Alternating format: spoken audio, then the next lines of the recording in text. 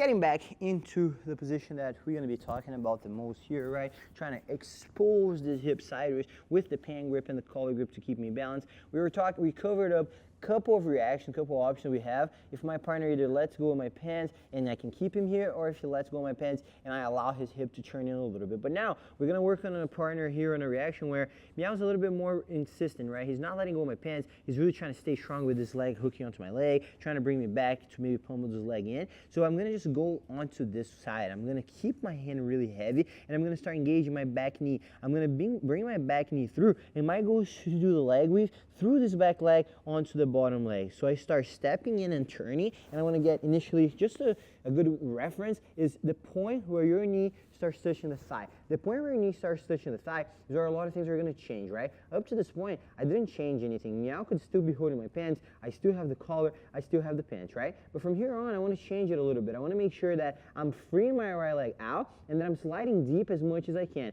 And it's natural that I'm going to find a lot of resistance. Meow very likely is going to let go of my pants and start trying to post his hand on my shoulder over here. Maybe he's going to keep this grip like he has. Maybe he's even going to pummel it over my arm and go over the top. It doesn't really matter, but as long as I follow a couple rules here. I'm going to try to go right away. Second hand, start framing a little bit. I'm going to go second hand on the collar. I'm going to hop over right away. And when we're doing leg weaves, it's a little bit different from knee slices, right? Knee slice, I was saying, we want to go outwards as much as we can. So when we're doing knee slice, we go out. On the leg weave, is similar up to a certain point. Again, there's many ways and different ways people would teach it. Work on the one I think is the most effective, which is sliding your knee through all the way out to the side, making sure this outside leg is following. But once you get your knee all the way through and you find yourself with a staple hook, I personally like to kind of turn a corner. I keep stepping this foot out, out, and out, again using the edge of my foot on the ground, but I give up that staple hook so that I can slip this elbow over, similar to what we're doing on the knee slice on the other position,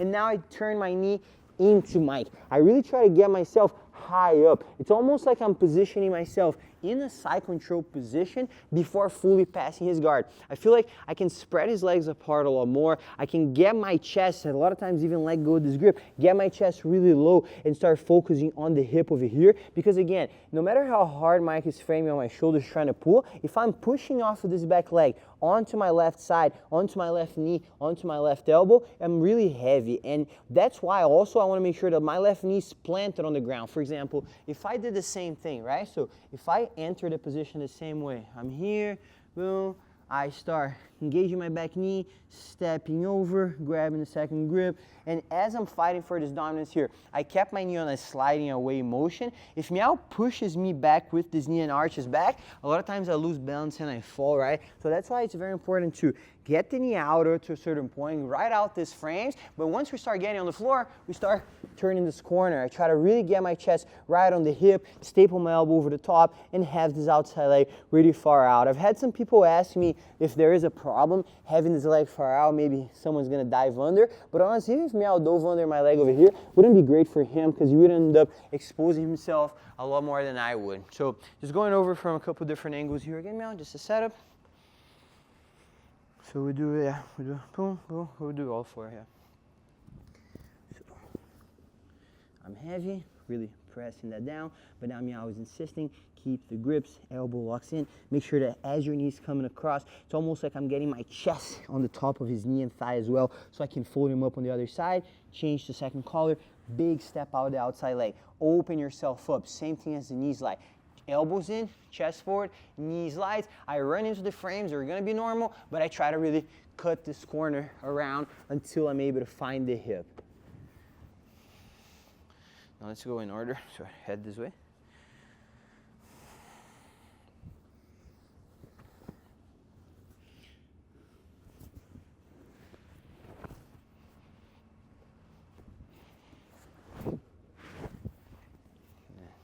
Head this way. Oh, we just did that. Go backwards now. Let me tie my pants real quick.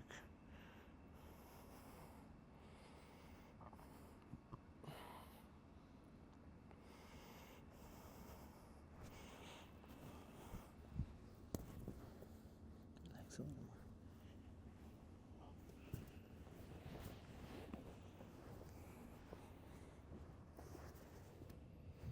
And the final one. just head. So heavy hand, heavy elbow, back knee cuts through. As soon as you start dropping down, second collar, chest open, knee goes out. Once your knee touches the floor, give up the staple hook. Make sure you're as square as you can here with your partner's knee, getting your knee tight. And now, just to finish this up a little bit, guys, just to show you one very basic way of understanding this and understanding how you can pass from this position is, if I'm gonna look to pass this way, for example, which is, in my opinion, the preferred way, I gotta stop meow from looking to this side, right? So if I take an approach where I'm a little bit, go back a little bit, no, just slide away from me. So, all over or no? No, just where you were. Approach? Yeah. So, if I'm taking an approach where I'm trying to keep my chest a little bit lower onto my partner's hip over here, maybe I'm not going to have room to go deep enough and hug the head, right? So in that case, we're going to go back into the crossface that we did on the knee slice. Grip behind the ear, elbow locks in. Now look at how I look away. And Meow's leg that is extended on the ground. So we take another turn for you guys to see. See Meow's bottom leg? That's the leg that I want to control because that's the one he's going to try to recover with. So as I start looking onto that side, I can flare my elbow better, I can keep my chest heavy, and I can use this hand to start grabbing his pants and pushing it away. And then from here, there's many options. I can do a windshield wipe up and over the top to free my legs. So if I already have these controls, I can take this control, push back, use up, over, and once I'm over the top, I can just start extending my hip out to clear. I can hug the head a little bit if I take a little bit of a different approach and get my chest a little bit higher. So lay down, let's just should demo that one time.